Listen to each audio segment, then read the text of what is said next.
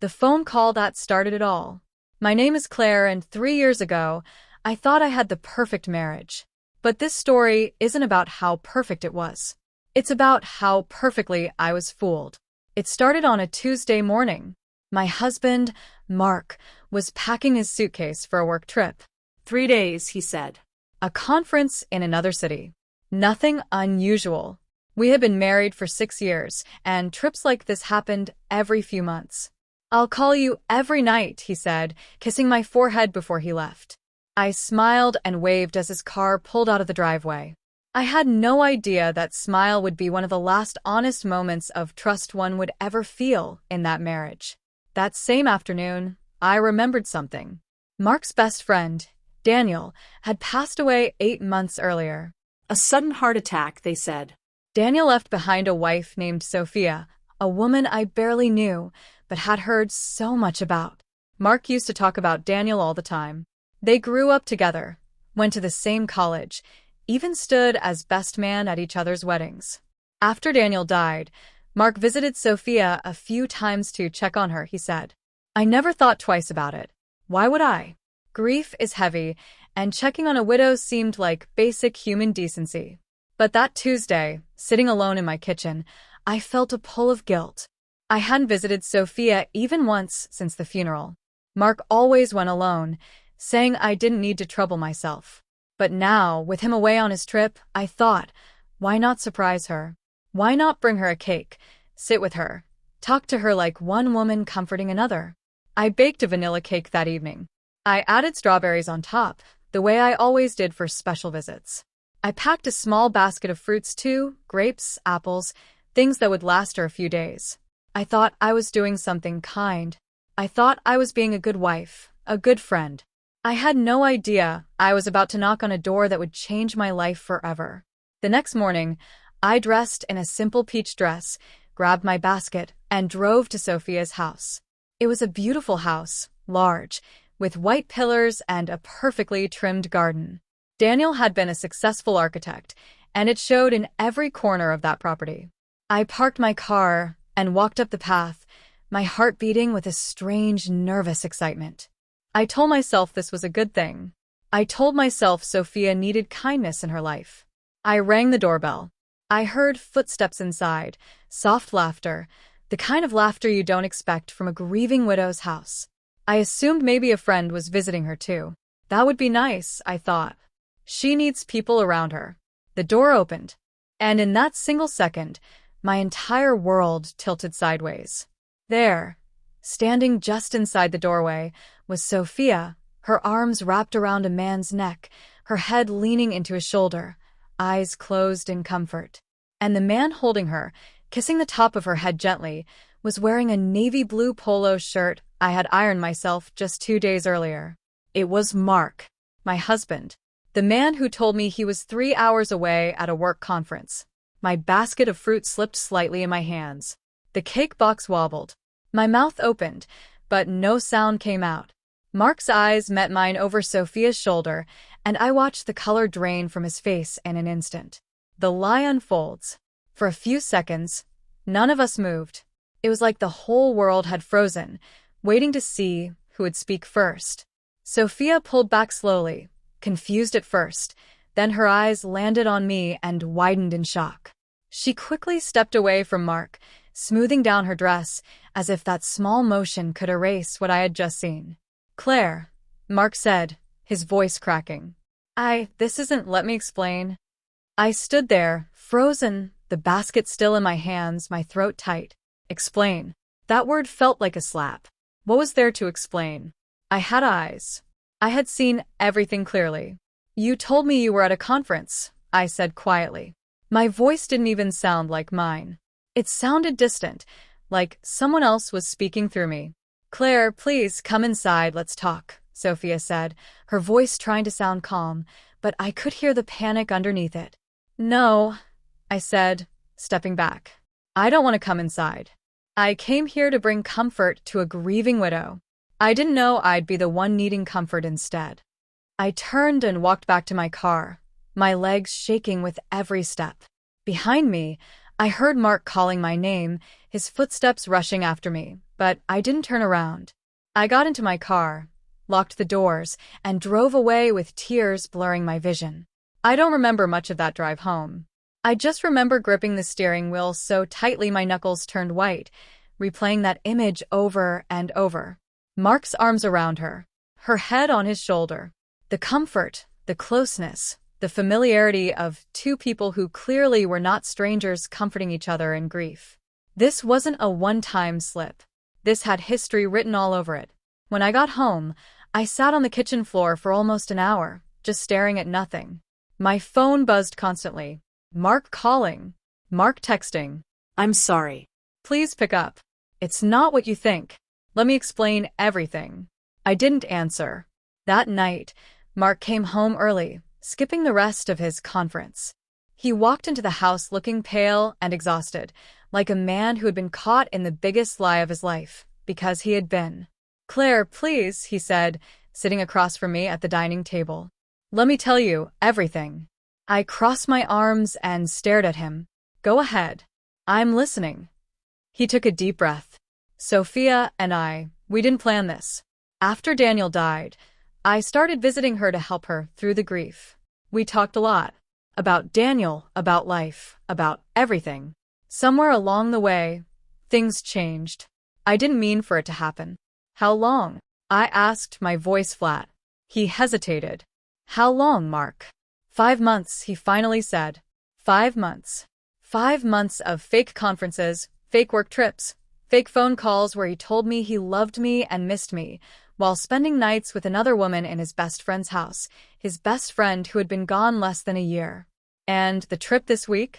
I asked. Was that even real? He looked down at the table.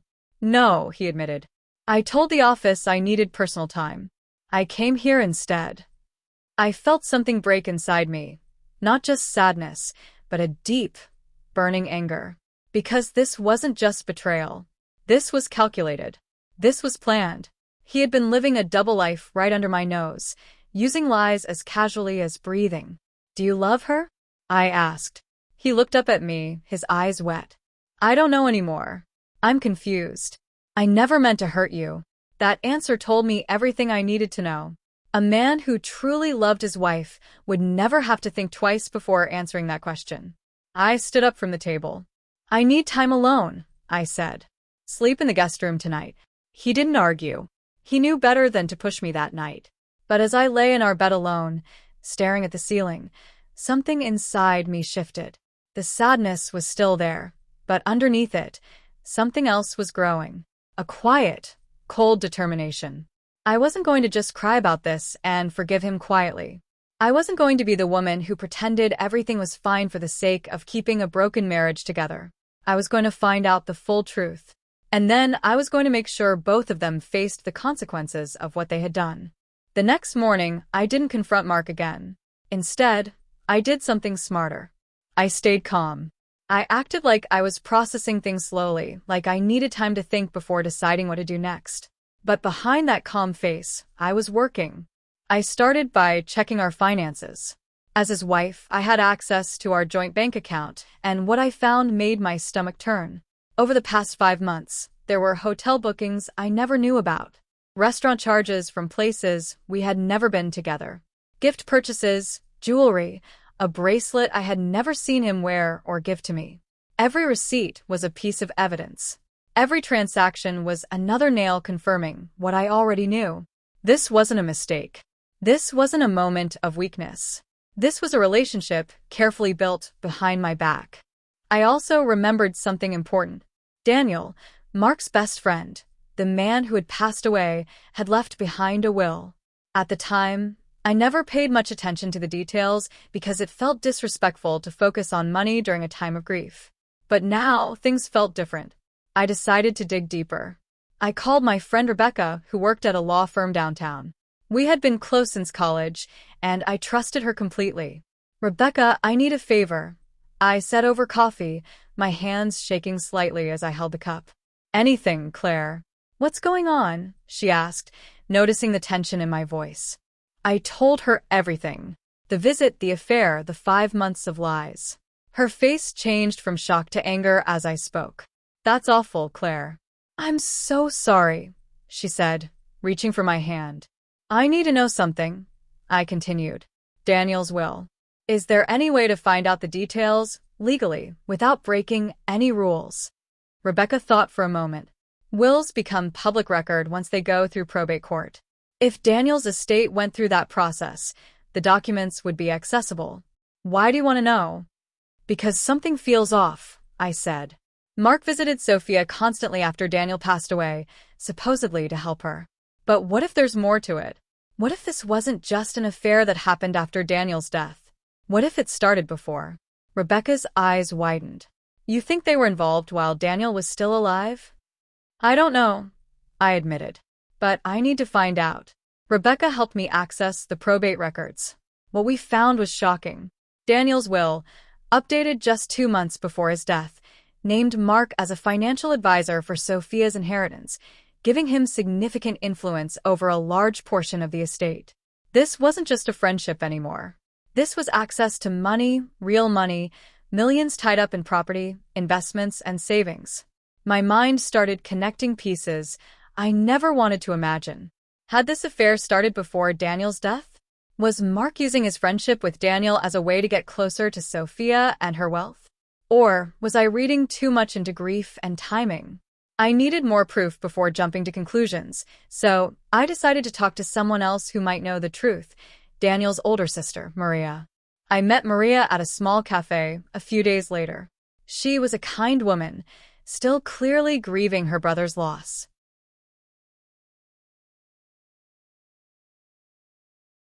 Claire, it's good to see you, she said, hugging me tightly.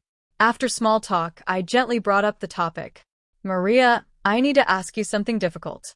Did Daniel ever mention any concerns about Mark and Sophia's relationship?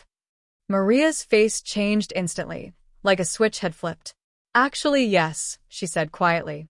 A few weeks before he passed, Daniel told me he felt like something was off between Sophia and Mark.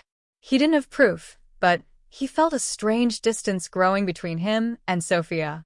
He even mentioned wanting to talk to Mark about it, man to man. My heart sank. Did he ever talk to Mark about it? I don't know, Maria said.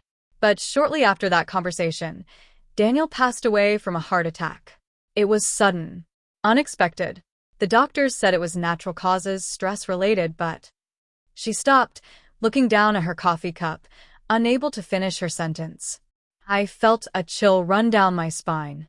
I wasn't ready to assume the worst, but the timeline felt suspicious. A man notices tension in his marriage, plans to confront his best friend, and within weeks, dies suddenly of a heart attack, leaving behind a wife and an inheritance that conveniently falls under the financial guidance of that very best friend. I wasn't accusing anyone of anything terrible. I had no real proof of foul play, and I refused to let my anger create wild theories without evidence. But something about this entire situation didn't sit right with me anymore. This wasn't just about an affair anymore. This was about trust, money, and possibly secrets far darker than infidelity. I decided then that I needed real answers, not assumptions. And I knew exactly where to start. The plan takes shape. I went home that evening with a clear head, despite the storm of emotions inside me. I realized something important. If I wanted justice, real justice, I couldn't act emotionally. I needed to be strategic. Mark was still sleeping in the guest room, giving me space, probably hoping I would eventually calm down and forgive him quietly like so many wives do in failed marriages. But he didn't know the woman I had become over the past few days. I decided on 3 goals. First, I needed solid proof of the affair, enough to protect myself legally in a divorce and secure my financial future. Second, I needed to understand the full truth about Daniel's death and the will, even if it meant uncomfortable answers. Third, I needed to expose Sophia and Mark's relationship to people who mattered, family, friends, and, if necessary, the right authorities. I started small. I requested copies of all our financial statements directly from the bank, organizing every suspicious transaction into a folder, dates, amounts, locations. I also reached out quietly to a private investigator named Tom, recommended by Rebecca. Tom specialized in cases just like mine, Infidelity investigations that required solid, court-ready evidence. I need everything documented properly, I told Tom during our first meeting. Photos, locations, timestamps. I want this airtight. I understand, Tom said. Give me 2 weeks. While Tom worked quietly in the background, I focused on maintaining a calm appearance at home. I told Mark I needed time to think things through, that I wasn't ready to make any decisions yet. He believed me, relieved that I hadn't immediately demanded a divorce or caused a public scene. Little did he know, every calm moment I gave him was just time for the truth to build itself into an undeniable case against him. During this period, I also reconnected with mutual friends of Mark and Daniel, carefully, casually, never revealing too much. I learned that several friends had noticed Mark and Sophia spending unusual amounts of time together even before Daniel's death. Dinners, weekend outings, things friends don't normally think twice about until tragedy reveals hidden truths. One particular conversation stood out. James, a close friend of Daniel's from college, mentioned something that made my blood run cold. You know it's strange, James said over a casual lunch I arranged. About a month before Daniel passed, he asked me if I thought it was normal for a best friend to be that close to your wife. He laughed it off like a joke, but I could tell something was bothering him. There it was again. Confirmation that Daniel himself suspected something long before his unexpected death. I asked James directly, "Do you think Daniel's death was just natural causes?" James paused for a long moment. Honestly, Claire? I don't know. He was young, healthy, no history of heart problems. It was sudden. But I have no proof of anything else. I don't want to accuse anyone without facts. I respected that. I wasn't there to spread baseless accusations either. But I made a decision that night. I would request that Daniel's medical records be reviewed more thoroughly, through proper legal channels, just to rule out any possibility of foul play. If everything truly was natural, then at least Daniel's family could have peace of mind. And if it wasn't, then Mark and Sophia would be facing consequences far greater than a simple divorce. 2 weeks later, Tom called me with updates. Claire, I have everything you need. Photos, hotel records, timestamps. This affair started at least 7 months ago, maybe longer. 7 months. Not 5 like Mark had told me. Another lie layered on top of countless others. I also reached out to a probate lawyer, Mr. Reynolds, who specialized in cases involving suspicious estate transfers. After reviewing Daniel's will and the unusual timing of changes made shortly before his death, Mr. Reynolds agreed that the circumstances warranted a deeper legal review. This doesn't prove anything criminal happened, he explained carefully. But given the timeline and financial arrangements, it's worth formally investigating, especially since Daniel's family has expressed concerns as well. With Maria's support as Daniel's closest living relative, we filed a formal request for an independent medical review and a deeper audit of the estate documents. I knew this was bigger than my marriage now. This was about justice, real justice, for a man who might have been betrayed in ways far worse than I had imagined. And I was ready to see it through to the end, no matter where the truth led. 5. The truth comes out. 3 weeks later, everything I had carefully built started coming together. The independent medical review concluded that while Daniel's heart attack showed no direct signs of foul play, his stress levels, according to family testimonies and a journal he kept, had been unusually high in the months leading up to his death. The official cause remained natural, but the emotional context painted a clear picture, a man slowly breaking under suspicion and betrayal he couldn't fully prove, until it became too much for his heart to handle. It wasn't murder, but in many ways, it felt like Mark and Sophia's actions had quietly contributed to destroying a good man's peace before his death. That truth alone was enough to bring justice in its own way. The financial audit revealed something even more damning. Mark had been advising Sophia not just emotionally, but financially, in ways that benefited him directly. Hidden fees, transferred assets, and consulting payments that quietly moved money from Daniel's estate into accounts Mark had partial access to. It wasn't full-blown theft, but it was manipulation, using grief and trust to control wealth that wasn't his. With Tom's evidence of the affair, Mr. Reynolds' financial findings, and Maria's support as Daniel's family representative, I had everything I needed. I called a family meeting, inviting Mark's parents, my parents, and even a few close mutual friends, the people who had built their image of Mark as a loyal husband and loving friend. When everyone gathered in my living room, I laid everything out on the table, literally. Printed photos, financial documents, timeline charts. Mark sat there, pale and silent, as his own father's expression shifted from confusion to deep disappointment. "You used your best friend's death to grow closer to his widow," I said calmly. "You lied to me for 7 months. And now we know you were also financially benefiting from his estate while pretending to help her grieve." Sophia, who had been invited as well per my request, sat in stunned silence as Maria, Daniel's sister, looked directly at her.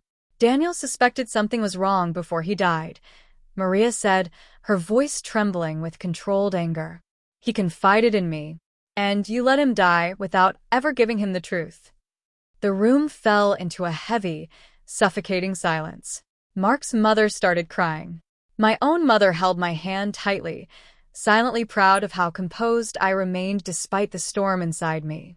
Mark tried to speak. "It wasn't like that, I never meant." "Stop," his father interrupted sharply. "Just stop talking. You've embarrassed this family enough." That moment, watching the people who once admired him turn away in disappointment, was more powerful than any angry outburst I could have given myself. Justice and closure. The following months moved quickly, but purposefully. I filed for divorce, using every piece of evidence Tom had gathered to ensure a fair settlement. Given the financial misconduct uncovered, Mark not only lost the trust of his family and friends but also faced serious financial penalties, including repaying the misappropriated funds from Daniel's estate back to Sophia's rightful inheritance, overseen strictly by court-appointed financial advisors.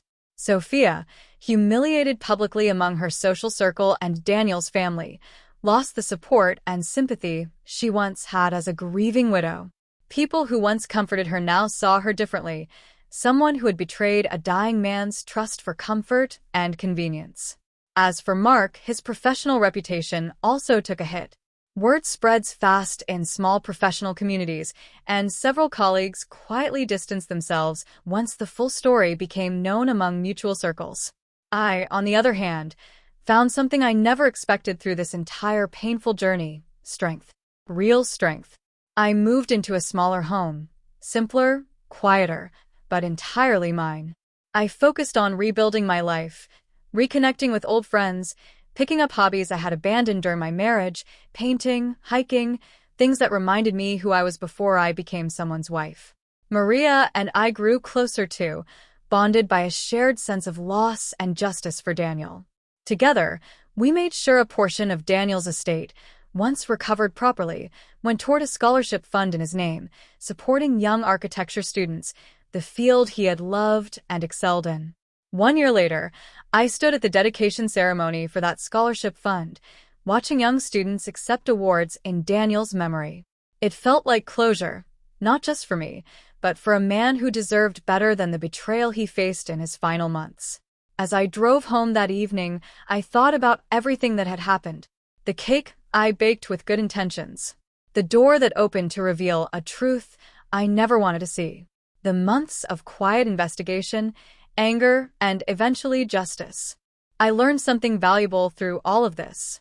Sometimes, the people closest to us hide the darkest secrets, and grief, something meant to bring people together in healing, can become a dangerous shadow where betrayal quietly grows if we're not careful. But I also learned that truth always finds its way to the surface, no matter how deeply it's buried. And when it does, those who built their happiness on lies eventually lose everything, while those who choose honesty and strength, even through unimaginable pain, find a way to rebuild something even stronger than before. I never got the apology I deserved from Mark, not a real one anyway. But I didn't need it anymore. Because in the end, the truth itself became my closure, my justice, and my new beginning. If you ever find yourself in a similar situation, remember this. Don't let anger control your actions, let truth guide them instead. Patience, evidence, and quiet strength can expose lies far more powerfully than any outburst of emotion ever could. And sometimes, The very people who think they've gotten away with betrayal are simply waiting for the moment the truth finally catches up to them.